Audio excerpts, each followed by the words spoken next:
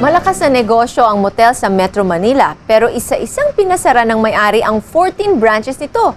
Alamin natin mismo sa kanya ang dahilan. We have no less than 5,000 customers a day. Times 2. So we have about 11,000 lives every day are being ruined.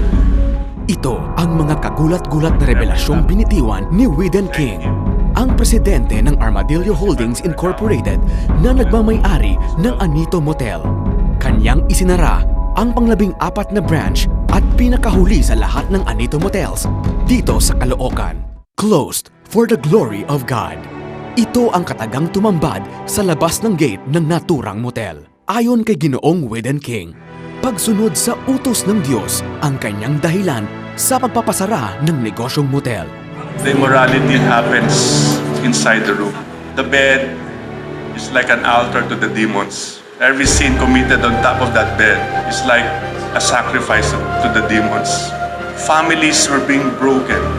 Relationships of spouses are being destroyed because of the immorality that is happening inside the room. And many children's lives are being destroyed because the lives of the parents are destroyed.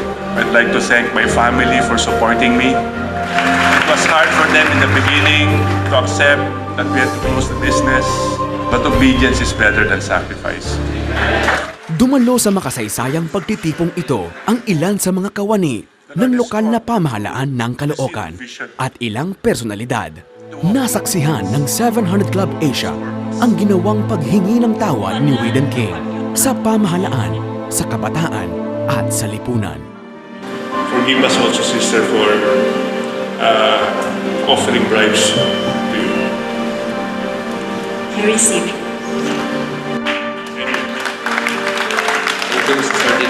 Ang pagwasak sa mga sumpa at kasalanang nagawa sa mga kwarto ng motel ay isinagawa sa pamamagitan ng isang panalangin na pinangunahan ni King.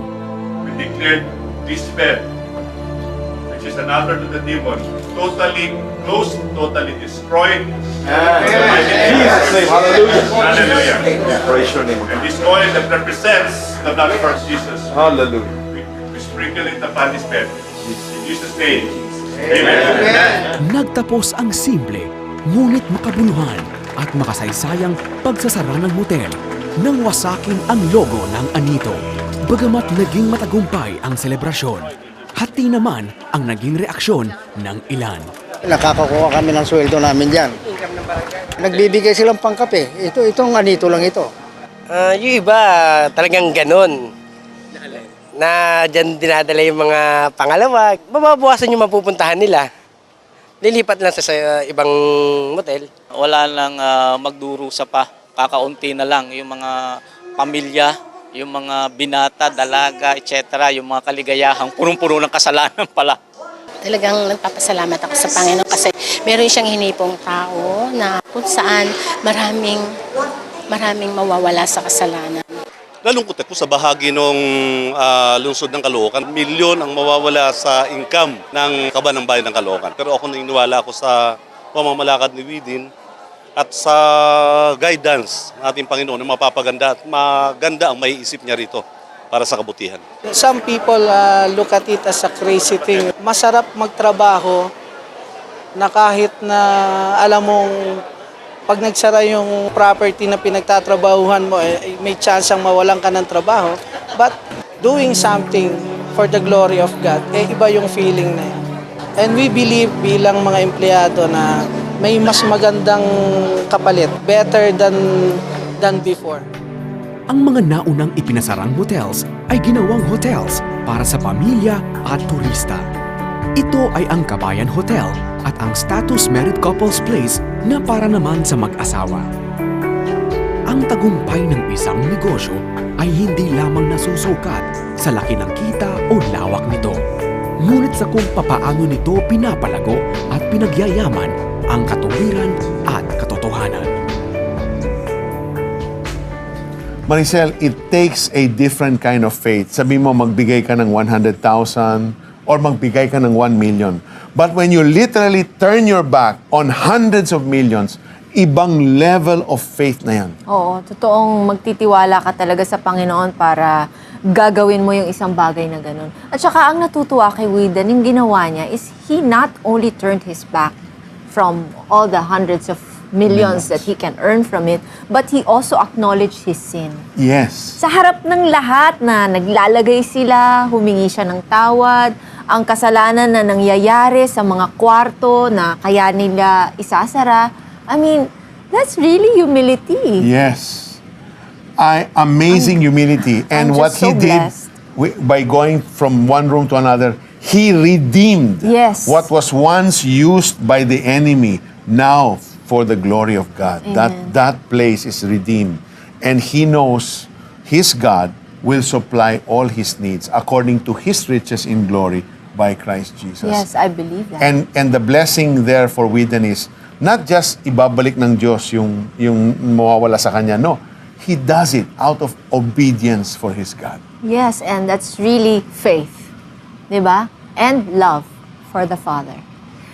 Amen. So, ano kaya mapapayo natin dun sa mga nagnenegosyo? Peter, anong gusto mong sabihin sa kanila, lalo na kung compromising sila sa kanilang mga ginagawang, activities at alam saka yung mo, mga produkto nila o serbisyo. Maricel, ako, hindi tama. I was a great compromiser. And the way to try to deaden your conscience is just, wag mo lang pansinin na yung ginagawa mo ay talagang masama. It's really sinful. You pretend it doesn't exist. And you know the problem with that is later on you start to believe that it's true. Yeah. That you are believe your okay and that you are righteous. No, okay lang yan. You find reasons to make it sound okay. Yes. But actually what happened to me is when I gave my life to Christ, it's He Himself in a gentle way saying to me, oh, you say you love me, you say you honor me, you say you're my son, and you say you represent me. Why are you still doing that? Wala akong masagot sa kanya. That's why, ask yourself these questions if you are in business right now. Are you glorifying God with your business, your product, or service? Is your business for the greater good? Will your business have a negative effect on society today? Katulad ng yung business ni Whedon, di ba? And not just today, but for the coming years. Will you be proud to pass on this business to your children or your grandchildren? If your answers give you a clear conscience, then go ahead. Okay yon. But if you are compromising integrity and righteousness, better think twice, even thrice. And just allow the Lord, the Holy Spirit, to speak to your heart. Then all you need to do is act the moment He speaks. Ako kasi naniniwala ako that what we sow, we will reap.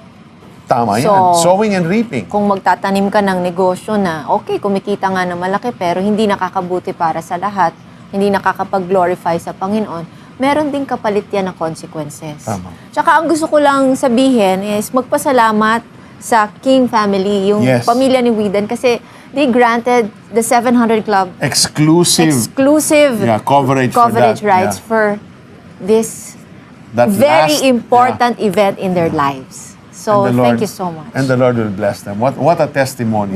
So, in whatever we do in business, in the family, or in our personal lives, let's bear this in mind. For surely, O Lord, you will bless the righteous.